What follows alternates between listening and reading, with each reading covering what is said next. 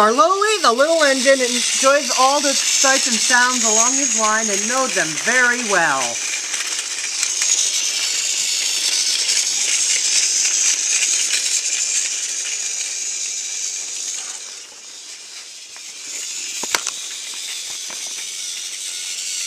One morning, soon after he returned from being mended, he was enjoying his journey more than ever before.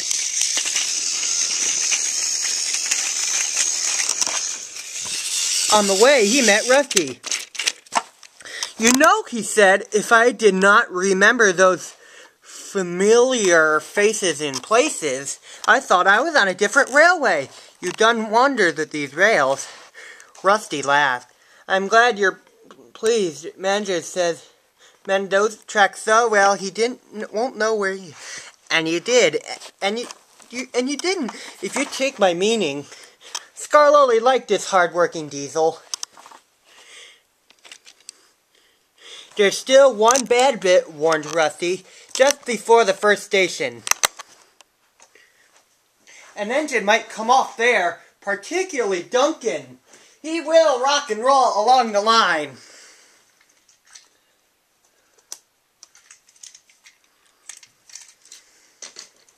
"Look at him right now."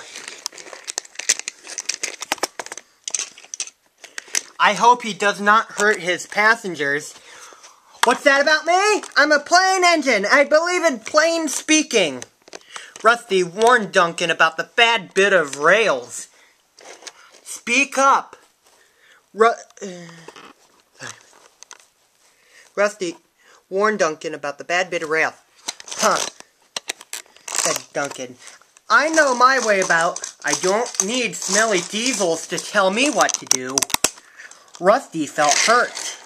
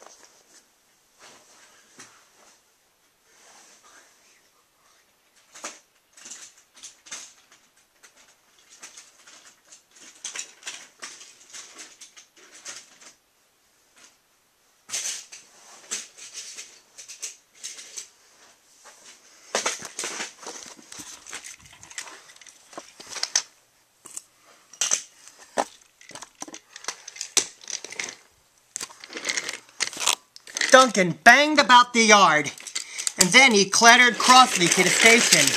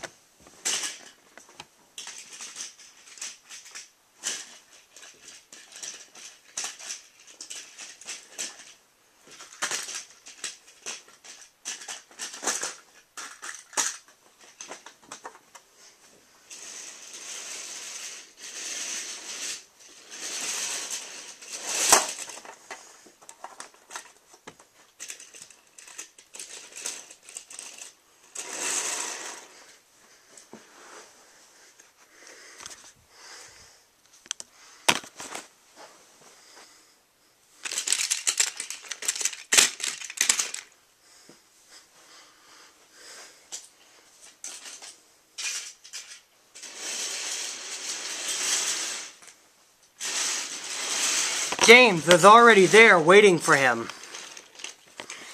"You're late," he snapped. "I know," said Duncan. "It is that smelly diesel's fault. Rusty tries to teach me to stay on the rails, then goes off, leaving me to find my own coaches." "You poor engine," sympathized James. "I know about Diesel. One crept into our yard and ordered us about. I soon set him packing." Duncan was filled with admiration. He didn't know James was being boastful, but sometimes didn't even tell the truth.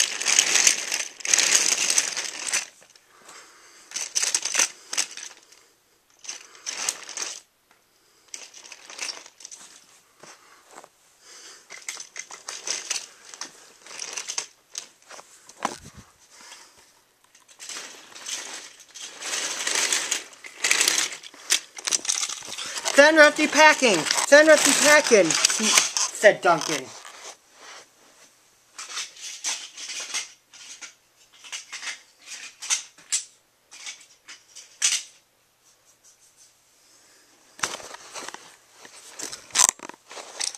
He climbed the hill furiously.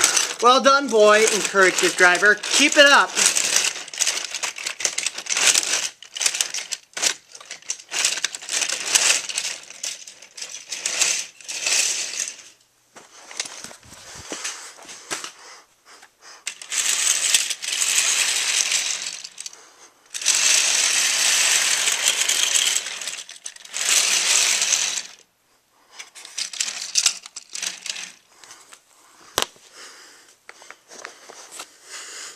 Soon they were near the first station.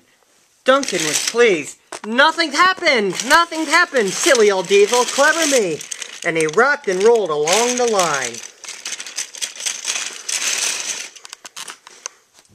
"Steady, boy," encouraged his driver. But it was too late.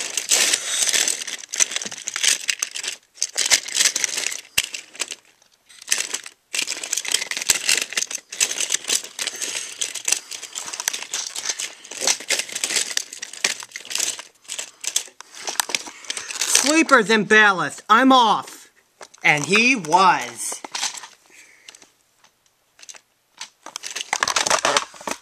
"I warned him," said Rusty, "but all he did is call me names."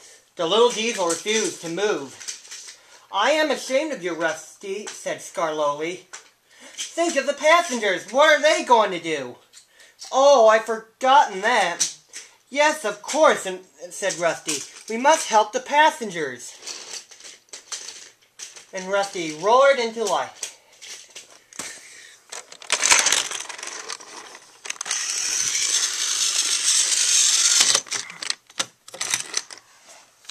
Duncan stood sad and solitary. He couldn't rock and roll now. "Oh dear," he said. "Everyone will know how silly I am." The passengers had to get out and help too. They weren't really pleased about that, but worked as hard as they could. They carefully levered Duncan back onto the line.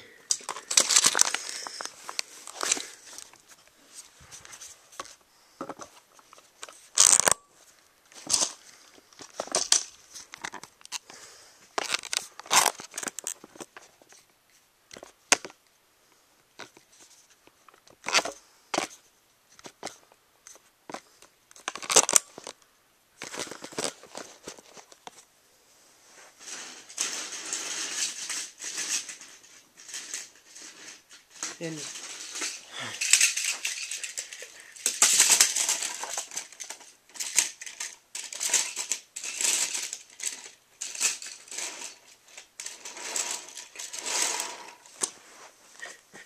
then after that, Duncan was extra careful all day.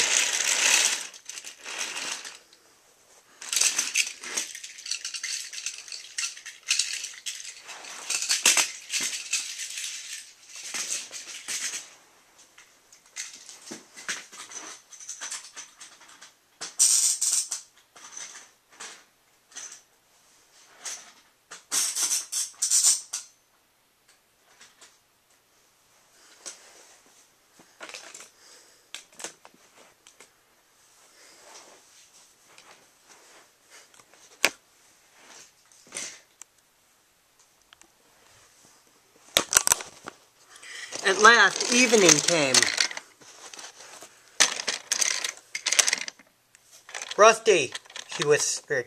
Thank you for helping. I'm sorry I was rude to you. That's all right, Duncan. Let's be friends, said Duncan. Suits me, replied Rusty. We will mend that bad bit of rail first thing tomorrow.